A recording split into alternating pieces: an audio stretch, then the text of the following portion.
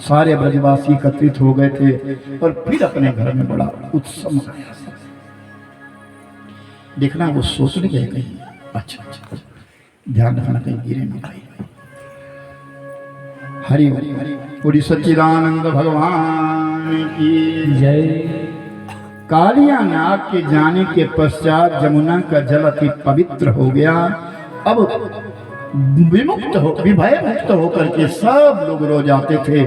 गैया मैया पानी पीती है, भगवान प्रेम रस देने लगे। रसुर वैसा भगवान कृष्ण 11 वर्ष 52 दिन का जो समय है भगवान का, वो ब्रजवासियों में एक प्रेम दर्शन किया है।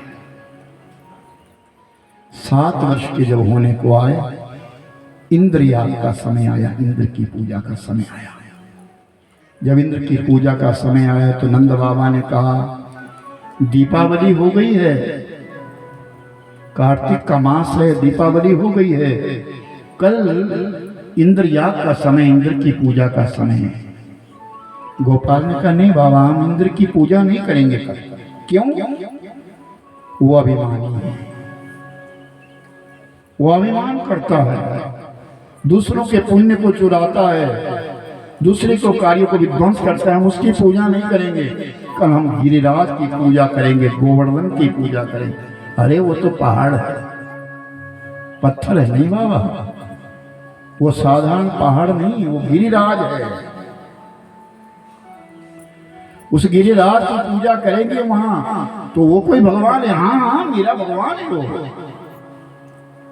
क्या वो सामने आएगा? आएगा बाबा। कल अपने अपने घर में सब पकवान बना, सुंदर सुंदर पकवान बनने सबके घर में शुरू हो गए। नंद बाबा गोपाल की मानते थे और आज गिरिराज के सामने खड़े हो गए। भगवान ने अपने 2 स्वरूप बनाए, एक बाबा के साथ, एक गिरिराज को दे दिया। जब पत्ते हिलने लगे, बाबा बाबा देखो गिरिराज आ गया, पानी लाया। जमुना का पानी लाया और पत्थरों को नहलाया।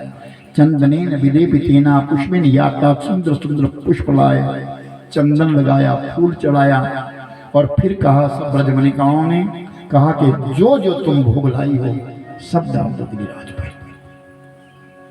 जो जो पकवान लाए थे वो सब गिरिराज के ऊपर डाल दिया गया। गिरिराज सब ग्रहण कर रहे हैं। भगवान ने अपनी माया एक प्रकार की फैला दी कि जो बर्तन गया वो लौट के वापिस नहीं लाए, वो बर्तन भी वहीं रह गया।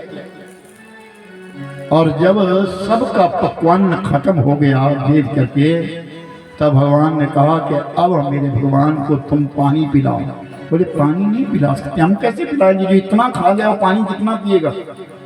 तू ही कुछ कर कन्हैया। तो कहा कि तुम अपनी आंखें बंद करो। सबने आंखें बंद करी तो भगवान ने गंगा का आवाहन किया। आज भी विद्यमान, जिसका नाम है मानसी गंगा। वृंदावन तो गए हो ना आप सभी लोग, गिरिराज की परिक्रमा करी है। आज भी हजारों लोग परिक्रमा करते हैं और दान घाटी से परिक्रमा प्रारंभ की जाती है और मानसी गंगा तक आज भी वहां लाखों श्रद्धालु जाते हैं, आते हैं। और हमारा हिमाचल तो इस बार कुछ ज्यादा ही जा रहा है, 2 साल से तो ज्यादा ही जा रहा है। हमारे कुनियार से हर तीसरे दिन एक बस जाती है, हर तीसरे दिन। ऐसा समय आ गया है। लेकिन मैं तो कहता हूं कि सब जा रहे हैं, लेकिन जा रहे पिकनिक के लिए, यात्रा के लिए नहीं जा रहे। यात्रा का क्रम कुछ और होता है, पिकनिक मनाने के लिए जाते हैं। यात्री जाएगा तो एक बार जाएगा तो वही जन्म भर उसी का स्मरण करेगा। चबीना कहते ना कि जब कोई कथा की जाती है, कथा श्रवण करने के पश्चात सोने से पहले उस कथा को चबाया जाता है। पशु दिन भर खाता है लेकिन सोने से पहले वो जुगाड़ करता है। उसी प्रकार ये कथा हमको रमण करनी चाहिए। हमने सुना क्या समझा आज हमने कथा में? भगवान की कथा भी, लेकिन उसका सारांश क्या है? हम ले क्या रहे उससे? भगवान ने स्पष्ट शब्दों में कहा कि उसके लिए अभिमान है, हम उसकी पूजा नहीं करेंगे। पर्वत की पूजा करवाए, किस लिए? वो वनस्पति देती है, वायु देता है, ऑक्सीजन मिलती है हमारे लिए। इन पहाड़ों से हमको बहुत कुछ मिलता है। तभी तो कहता हूं कि हमारे हिमाचल प्रदेश के बीच में जो रहने वाला है बड़ा सौभाग्यशाली है।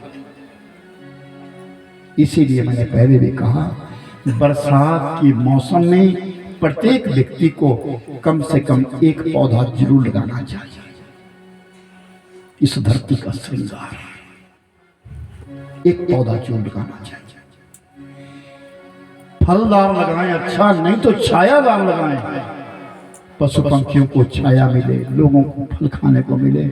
सही मायनों में महापुरुष ये कह के गए हैं कि द्वापर युग में और त्रेता युग के बीच में जो ऋषि मुनि थे वो कलयुग में पेड़ बन करके आए हैं।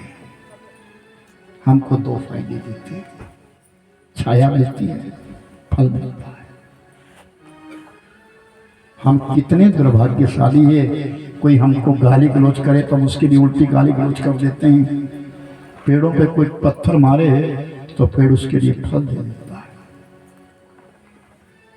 कहते हैं राजा रणजीत सिंह अपनी सवारी लेकर के जा रहे थे। आगे कुछ बच्चे थे और वो आम के पेड़ को पत्थर मार रहे थे, ऊपर से आम गिर रहे थे।